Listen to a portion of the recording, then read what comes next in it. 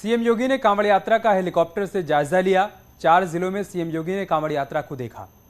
जब सीएम योगी का हेलीकॉप्टर आसमान से गुजर रहा था, उस वक्त मेरठ बागपत में सीएम योगी हेलीकॉप्टर से शिव भक्तों को निहारते नजर आए और सड़क पर जो कांवड़िए थे वो योगी जिंदाबाद के नारे लगाते भी दिखे। वहीं प्रशासन ने कांवड़ियों पर पुष्प वर्षा कर उनका स्वागत किया।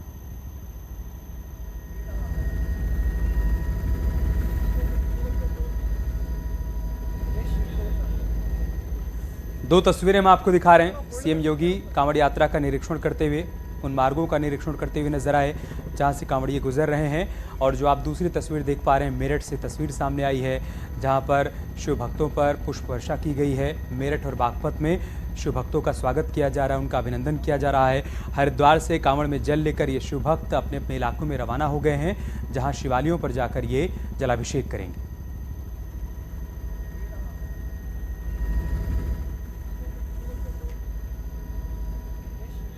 और यहाँ पर बताया जा रहा है कि लगभग 5 मिनट तक सीएम योगी आदित्यनाथ का हेलीकॉप्टर मंदिर के इर्द गिर्द ही घूमता रहा और नीचे मौजूद कांवड़ियों का अभिनंदन भी सीएम योगी आदित्यनाथ ने किया।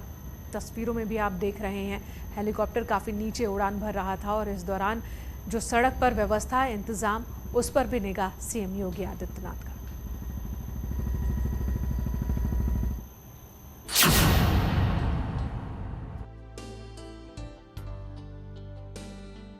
सीएम योगी ने 4 जिलों में कांवड़ यात्रा का हेलीकॉप्टर से निरीक्षण किया।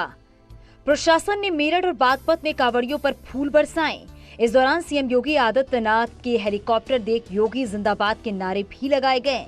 सीएम योगी आदित्यनाथ ने हिंडन एयरबेस से हेलीकॉप्टर से उड़ान भरते हुए गाजियाबाद, मेरठ, बागपत और मुजफ्फरनगर में हवाई निरीक्षण किया, जिसके बाद जिला प्रशासन की तरफ से मेरठ और बागपत में कांवड़ यात्रियों पर पुष्प वर्षा की गई।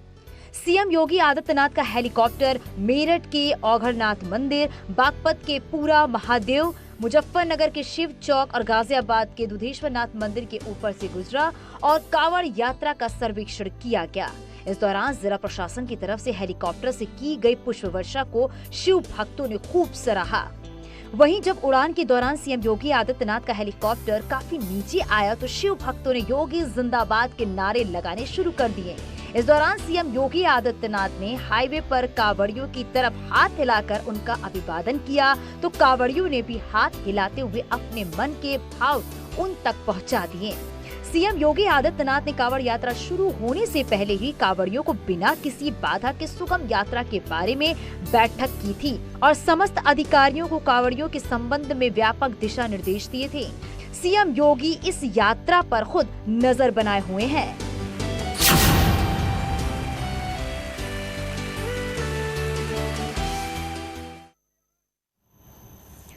और अगली खबर मऊ से, जहां पर मुख्तार के ठिकानों पर छापेमारी हुई। पत्नी अफसा अंसारी और अफसा के भाइयों की तलाश में इस वक्त प्रशासन।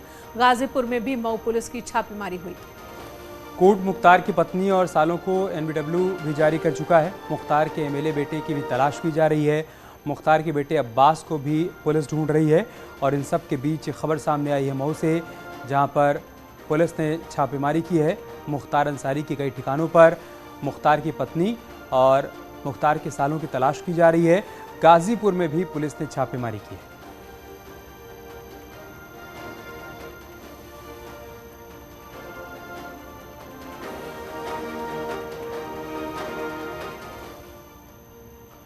इधर अलीगढ़ में ट्रिपल मर्डर से सनसनी फैल गई। प्रॉपर्टी विवाद में भाई की हत्या कर दी गई है।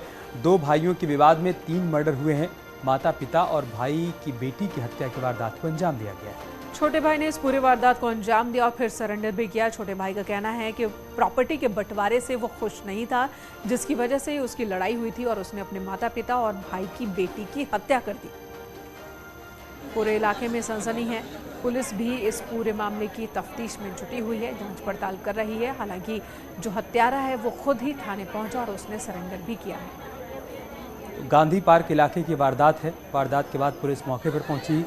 चश्मदीदों से पूछताछ भी की गई, लेकिन इन सब के बीच आरोपी ने खुद ही थाने जाकर सरेंडर कर दिया। शुरुआती जानकारी यही सामने आई कि प्रॉपर्टी के बंटवारे को लेकर विवाद चला रहा था और इसी में आज उसने ट्रिपल मर्डर की इस वारदात को अंजाम दिया।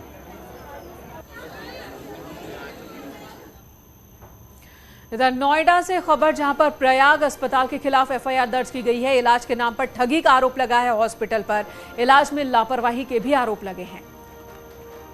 रेमडेसिविर की एक्स्ट्रा डोज देने का आरोप लगा है। कोरोना के इलाज में 7 लाख का बिल बनाया था। अप्रैल 2021 में महिला की मौत हो गई थी। महिला के बेटे ने प्रबंधन पर एफआईआर दर्ज कराई है। कोर्ट के आदेश पर अब यह केस दर्ज किया गया है। मामला 2021 का है। एक महिला की जान चली गई थी। बेटे ने मामले को अदालत तक पहुंचाया। 7 लाख का बिल बना, लेकिन मां की जान नहीं बच सकी। इस मामले में अदालत ने केस दर्ज करने का आदेश दिया है।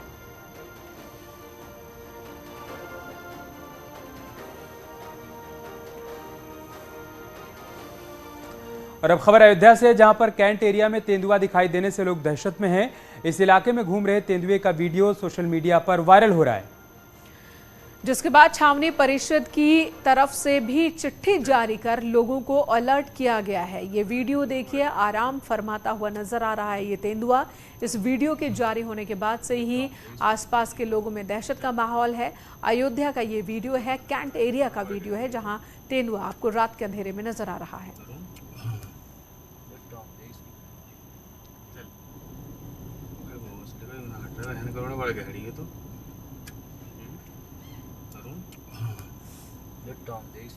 और इसी तरह का वीडियो मिर्जापुर से भी सामने आया। वहां एक निजी यूनिवर्सिटी में तेंदुए के घुसने से छात्रों और छात्राओं में दहशत का माहौल है। वहीं विश्वविद्यालय के पास खेतों में काम कर रहे किसानों में भी तेंदुए की दहशत बनी हुई थी। तेंदुए को पकड़ने के लिए वन विभाग की टीम जुटी थी। आज वन विभाग की टीम ने दहशत फैलाने वाले तेंदुए को पिंजरे में कैद कर लिया, जिससे यूनिवर्सिटी में छात्र छात्राओं के साथ ही आसपास के इलाके के लोगों ने भी राहत की सांस ली है। वन विभाग के पिंजरे में कैद तेंदुए को देखने के लिए आसपास के लोगों की भीड़ लग गई है।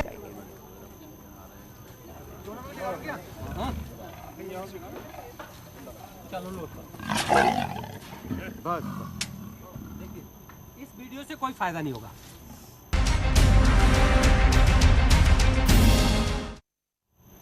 पूरा देश कारगिल विजय दिवस की 23वीं वर्षगांठ मनाने वाला है और इस दिन को याद करके आज भी हम शौर्य और पराक्रम की यादें ताजा कर रहे हैं। देश के अलग अलग हिस्सों में पूर्व सैनिकों के सम्मान में श्रद्धा सुमन अर्पित किए जा रहे हैं। इसी पर है हमारी खास पेशकश, पराक्रम को प्रणाम।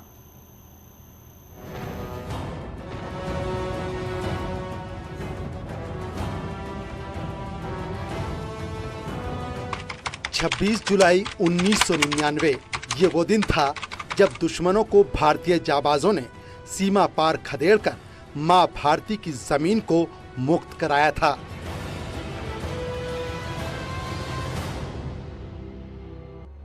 छब्बीस जुलाई 1999 ये वो दिन था जब कारगिल की धरती पर बुरी नजर डालने वालों को मुंहतोड़ जवाब देते हुए रणबांकुरों ने पाकिस्तान के छक्के छुड़ाए थे। 26 जुलाई 1999 ये वो तारीख थी जब पाकिस्तानी घुसपैठियों पर करारा प्रहार करते हुए परम वीरों ने ऑपरेशन विजय फतह की थी। 26 जुलाई 1999 ये वो मुहूर्त था जब 60 दिन के अंदर भारतीय सेना के जवानों ने पाकिस्तानी कायरों को धूल चटाई थी। 26 जुलाई 1999 ये वो वक्त था जब कारगिल की ऊंची चोटियों को नापाक दुश्मनों से आजाद कराया था। 23 साल बाद आज भी उन शूरवीरों को देश याद कर रहा है और पूरा देश कारगिल विजय दिवस मना रहा है।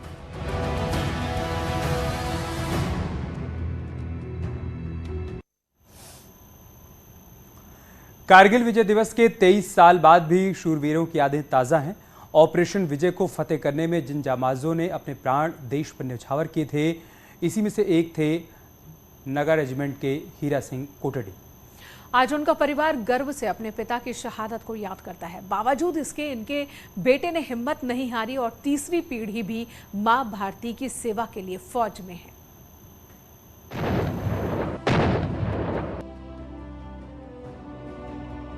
ऑपरेशन विजय के तहत पाकिस्तान को धूल चटाने वालों में देहरादून के शहीद हीरा सिंह कोटड़ी की भूमिका अहम रही।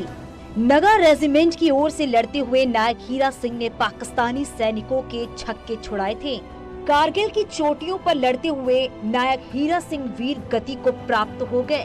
परिवार वाले आज भी अपने वीर पिता को याद करके आंखें नम कर लेते हैं, लेकिन उनके चेहरे पर 23 साल बाद भी गर्व की अनुभूति है। मेरे पापा शहीद हो रखे हैं करके, तो बहुत बुरा भी लगा, तब काफी खुशी भी हुई। एक शहीद परिवार में रिश्ता हो रहा है मेरा करके। हीरा सिंह की पत्नी शहीद हीरा सिंह को याद करके सहम जाती है। उनकी पत्नी गंगा देवी बताती हैं कि शहादत के समय उनकी उम्र सिर्फ 28 साल थी। ऑपरेशन विजय में शहादत होने वाले हीरा सिंह अपने पीछे 3 बेटे छोड़ गए। पिता की शहादत ने सबसे छोटे बेटे में जोश भर दिया। बचपन से ही दुश्मनों के छक्के छुड़ाने का संकल्प लिया। हीरा सिंह के छोटे बेटे कुमाऊं रेजिमेंट में नायक के तौर पर तैनात हैं। अब अकेले जिंदगी कैसे होती है वो आप लोगों को ही खुद पता है, इसलिए हम कुछ नहीं बोल पाते हैं।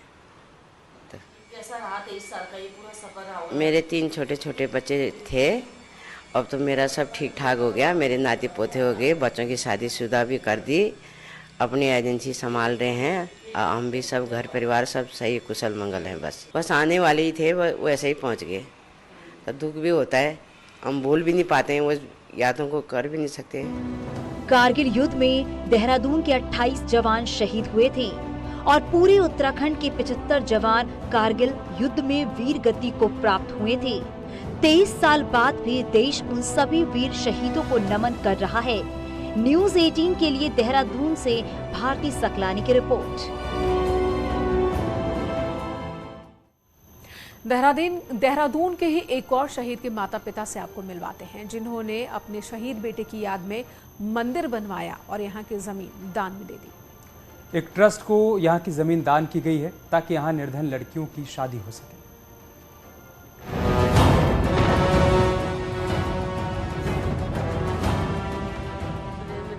मैं तो सोती नहीं, रात भर रोती रहती, रात भर होना बेकार मेरा। 2 महीने की छुट्टी बिताकर बेटा सेना में अपनी यूनिट में जाए और उसके 5 दिन बाद ही बेटे की शहादत की खबर मिले तो माँ के ऊपर क्या बीतती होगी, इस माँ के दर्द से आप महसूस कर सकते हैं। देहरादून के बड़ोवाला के रहने वाले 22 साल के सुरेंद्र सिंह नेगी 1994 में सेना में भर्ती हुए थे और करगिल युद्ध में देश के लिए शहादत पाई, लेकिन उनके परिवार के लोग आज भी इस दर्द को अपनी मजबूती मानते हैं। बेटे की याद में शहीद के माता पिता की आंखें आज भी नम हैं। सब जो छोटा बेटा तो सब दुनिया याद करती मेरे बेटे को, वो सबसे मिलन था।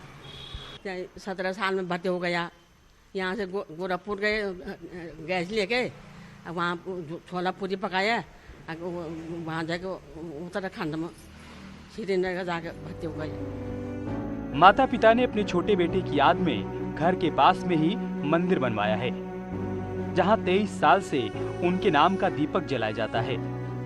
शहीद के पिता ने इस मंदिर को गायत्री पीठ को दान दे दिया है। इतने साल तो बस बच्चे की याद में ये तो बनाया हमने, उसके बाद फिर हमने ये शांति कुंज वालों को दान कर दिया। तो उसकी याद में तो बहुत आती है। उसका फुटबॉल भी खेलता था, वो बेस्ट फुटबॉल था, लेफ्ट हैंडर फुटबॉल था और पलटन में उसकी बहुत याद करते हैं अभी भी। उसका सीओ साहब भी बहुत याद करता था। हमारे घर में आया जब ये डेड बॉडी आई थी, उस समय सीओ साहब भी आया था उनका। अब इस मंदिर में योग, निर्धन लड़कियों की शादी से लेकर मुंडन, जन्मदिन जैसे कार्यक्रमों का आयोजन किया जाता है। इन्होंने ये जमीन गायत्री परिवार ट्रस्ट को दे दी है, यहाँ मंदिर की स्थापना हुई है, आगे भी अभी जल्दी ही निर्माण कार्य हुआ है। शहीद सुरेंद्र का नाम करगिल युद्ध के इतिहास में अमर है और साथ ही उनके नाम से बना ये मंदिर देश की सेवा के लिए युवाओं में जोश भरने का काम कर रहा है। न्यूज़ 18 के लिए देहरादून से भारती सकलानी की रिपोर्ट। रुकने छोटे से ब्रेक के लिए खबरों का सिलसिला न्यूज़ 18 पर जारी है।